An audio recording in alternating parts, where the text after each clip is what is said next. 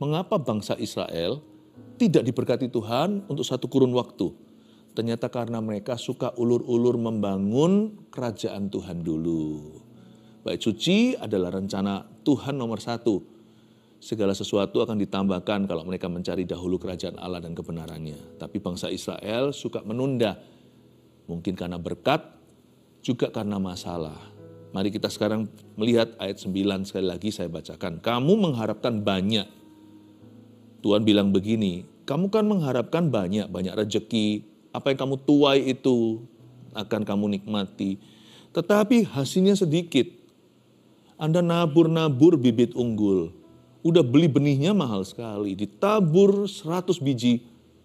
Bahkan gak kembali tuaian itu 30. 100 biji ditaburkan di tanah. Hanya 10 saja yang survive dan bertahan hidup. Dan dari 10 itu hanya 1 yang menghasilkan buah. Yang lainnya daun meluluh. Gak ada buahnya. Mereka kecewa. Kenapa ya Tuhan kok tidak memberkati kami? Kenapa keberuntungan tidak ada di pihak kami? Padahal kami ini umat pilihan Allah. Mereka mulai bingung. Ada apa? Nah Tuhan utus Hagai seorang nabi untuk mengoreksi mereka. Prioritasmu salah. Yang namanya kepentingan Allah di bawah, kepentingan mereka secara pribadi di atas nomor 1. Tuhan mulai menegur mereka, aku gak memberkati kamu karena prioritas hidupmu itu gak keruan.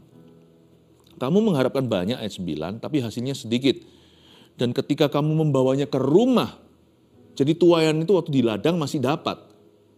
Tapi waktu sampai ke rumah ternyata sudah gak bisa dimakan, sudah busuk semua di jalanan.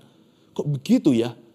Tidak ada penyertaan Tuhan di ladang, tidak ada penyertaan Tuhan di rumah.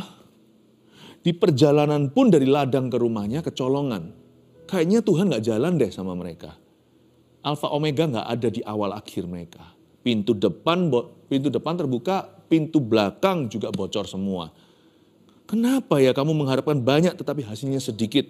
Dan ketika kamu membawanya ke rumah, aku menghembuskannya. Ternyata bukan karena hama, tapi karena Tuhan kasih perintah. Berkat gak boleh menginjak rumah ini.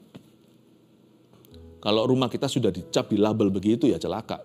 Apapun masuk ke sini gak akan bisa menikmati. Dan sekalipun mungkin ada kekayaan, susah payah akan mengikuti. Seperti ada kutuk gitu. Lalu Tuhan berkata gini, oleh karena apa? Ini Tuhan tunjukkan pada mereka alasan sesungguhnya. Demikianlah firman Tuhan semesta alam ayat 9b. Oleh karena rumahku garis bawah itu, rumahku bukan rumah mereka. Rumahku yang tetap menjadi reruntuhan, yaitu bait suci kalau perjanjian baru hari ini adalah visi gereja. Sedang kamu masing-masing sibuk dengan urusan rumahnya sendiri.